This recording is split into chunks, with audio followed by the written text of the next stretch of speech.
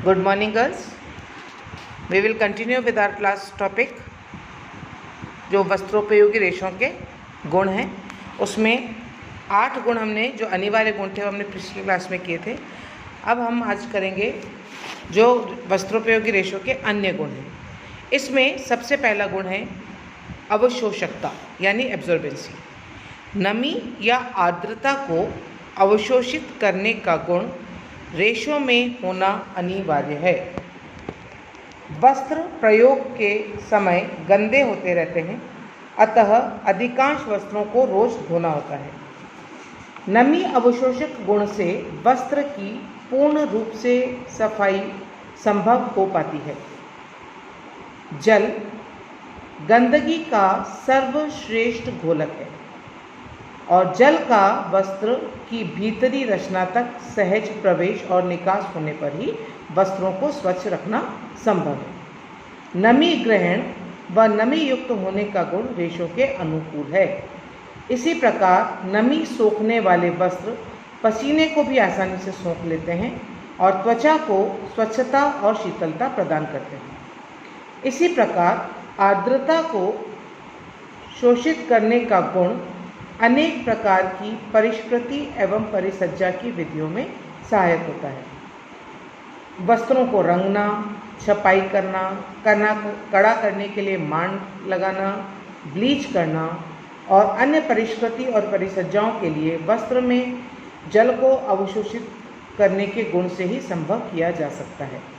यही कारण है कि हाइड्रोफोबिक वस्त्रों की अपेक्षा हाइड्रोफिलिक फाइबर या वस्त्र अधिक पसंद किए जाते हैं। नेक्स्ट जो गुण है इसमें वो है आपका विद्युत संवाहिता या इलेक्ट्रिकल कंडक्टिविटी। वस्त्रोपयोगी रेशों में विद्युत चार्ज को संवाहित करने का गुण होना आवश्यक है। जिन रेशों में इस गुण का अभाव होता है या कम होता है, उन रेशों में विद्युत चार्ज वस्त्र की सतह पर ही केंद्रित हो जाते हैं, जिससे इलेक्ट्रिक शॉक की स्थिति उत्पन्न हो जाती है। मानवकृत रेशों में उच्च विद्युत संवाहकता पाई जाती है। जैसे आप लोगों ने देखा होगा कि सर्दियों में जब हम ऊनी वस्त्रों को खोलते हैं तो उसमें से एक इलेक्ट्रिक करंट जैसी आवाज़ आती है और हमारे शरीर को भी ऐसा करंट का सा अनुभव होता है। वो इसी विद्युत संवाहकता के कारण संभव हो पाता है। अगला जो गुण है वो है ज्वलनशीलता। भिन्न भिन्न रेशों में ताप के प्रति ग्राह्यता भिन्न भिन्न होती है। कुछ रेशे ताप के संपर्क में आकर जल जाते हैं तो कुछ पिघल जाते हैं। जैसे कृत्रिम रेशों में नायलॉन का रेशा ताप के संपर्क में आकर पिघल जाता है, वहीं ऊनी वस्त्र धूप में सुखाने से भी कमज़ोर पड़ जाते हैं। इसी प्रकार कपास या रेयॉन के रेशे आग में धीरे धीरे जलते हैं। जिन वस्त्रों की ज्वलनशीलता कम होती है वे वस्त्र अधिक पसंद किए जाते हैं।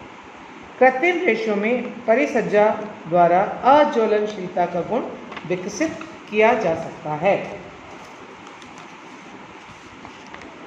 नेक्स्ट है शोधक पदार्थों और क्रियाओं के अनुकूल प्रतिक्रिया।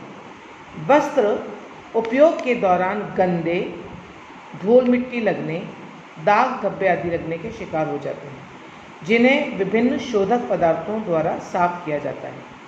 शोधक पदार्थ कई तरह के होते हैं, जैसे अम्लीय, क्षारीय या उदासीन, कोमल या हल्के, तो कुछ कड़े और सख्त भी होते हैं। रेशों में अनुकूल शोधक पदार्थों के प्रति अनुकूल प्रतिक्रिया होना आवश्यक है। जैसे उदाहरण के तौर पर ऊनी वस्त्रों को हम जो आपका साधारण साबुन होता है हम उससे नहीं धोते, वो उसके अनुकूल नहीं है और उनके रेशों को वो कमज़ोर, उसमें उपस्थित कास्टिक जो है वो रेशों को कमज़ोर बना सकता है। तो इसके लिए हम आपने देखा होगा आजकल ईजी है या और भी कई प्रकार के लिक्विड सोप्स का प्रयोग हम ऊनी वस्त्रों के लिए करते हैं और इसी प्रकार से सिल्क के लिए भी हम करते हैं। नेक्स्ट जो गुण है वो है अपघर्षण प्रतिरोधक क्षमता।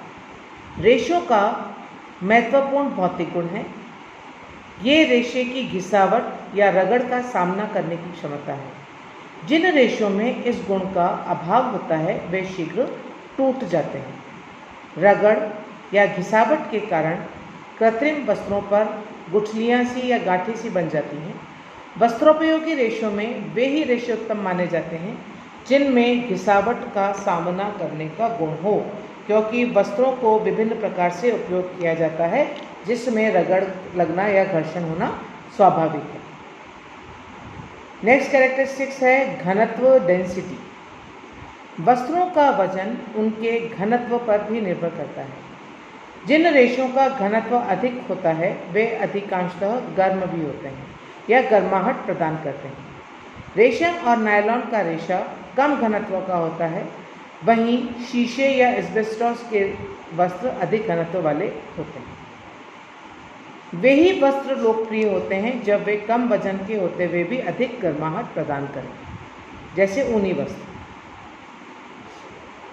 नेक्स्ट जो गुण है वो है समानता, सिमिलैरिटी। रेशों की कताई क्षमता और व्यावसायिक उपयोगिता इस बात पर निर्भर करती है कि उनकी संपूर्ण लंबाई में आकार, आकृति और व्यास में समानता व एकरूपता हो।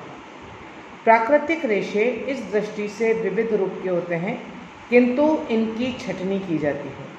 मानवकृत और संश्लेषित रेशों के निर्माण को व्यास, आकार और आकृति में समानता लाने के लिए कृत्रिम रूप से नियंत्रित किया जाता है।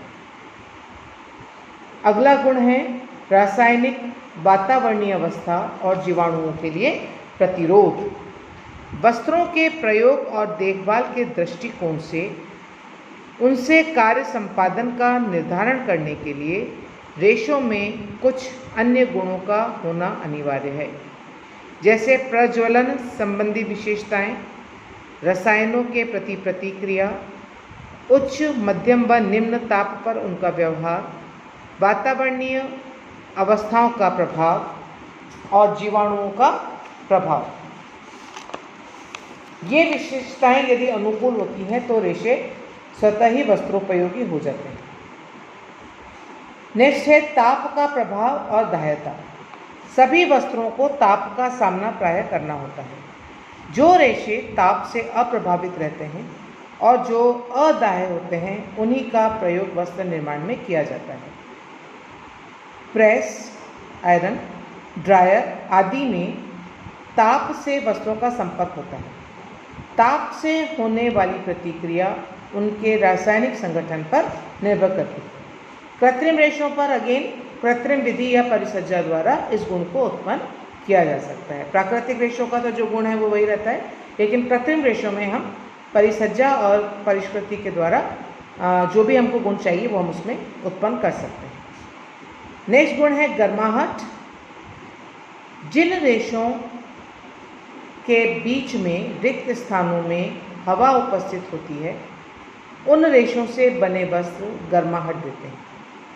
प्राकृतिक रेशों में यह गुण ऊन के रेशों में सर्वाधिक पाया जाता है, क्योंकि हवा ताप की कुचालक होती है जिससे शरीर के भीतर की गर्मी बाहर नहीं आ पाती और ना ही बाहर की ठंडी वायु वस्त्र के भीतर प्रवेश कर पाती है। रजाई बनाने में भी रुई को पहले खूब धुना जाता है जिससे उसके रेशों में वायु प्रवेश कर सके। सिल्क में या रेशम में मोम की उपस्थिति ताप को, यानी वैक्स की जो प्रेजेंस है, उस पर नेचुरल वैक्स लगा रहता है, उसकी उपस्थिति ताप को रोकने का कार्य करती है। कृत्रिम वस्त्रों में परिष्कृति और परिसज्जा द्वारा वायु को वस्त्र में प्रवेश करवाया जाता है जिससे कि वे गर्माहट दे सकें।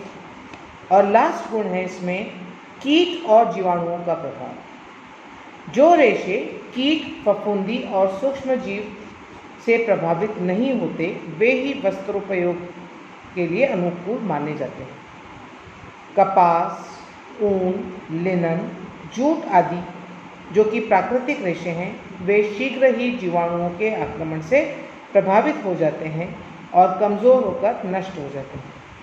कपास में पाया जाने वाला सेल्यूलोज फफूंद व जीवाणुओं के आक्रमण से नष्ट हो जाता है, वस्त्र पीले पड़ जाते हैं और दुर्गंध देने लगते हैं। वहीं ऊनी और रेशमी वस्त्रों को कीड़े खा जाते हैं। ये कीड़े उनमें उपस्थित प्रोटीन को खाकर जीवित रहते हैं। सूती, ऊनी और रेशमी तथा लिनन के वस्त्रों को दीमक भी नष्ट कर देती है। इन वस्त्रों को कीड़ों व फफूंदी से बचाने के लिए नैप्थलीन बॉल्स का प्रयोग किया जाता है। हालांकि कई बार ये बॉल्स वस्त्रों के रंग को उड़ा भी देती है, ब्लीच भी कर देती है। कृत्रिम रेशे और एसीटेट रेशों से बने वस्त्रों पर कीट, फफूंदी या जीवाणुओं का प्रभाव नहीं पड़ता, क्योंकि परिष्कृति और परिसज्जा द्वारा उन्हें उनके प्रति अवरोधक बना दिया जाता है। तो ये हैं सारे वस्त्रोपयोगी रेशों के प्राथमिक और अन्य गुण। नेक्स्ट क्लास में हम नया चैप्टर शुरू करेंगे। Thank you.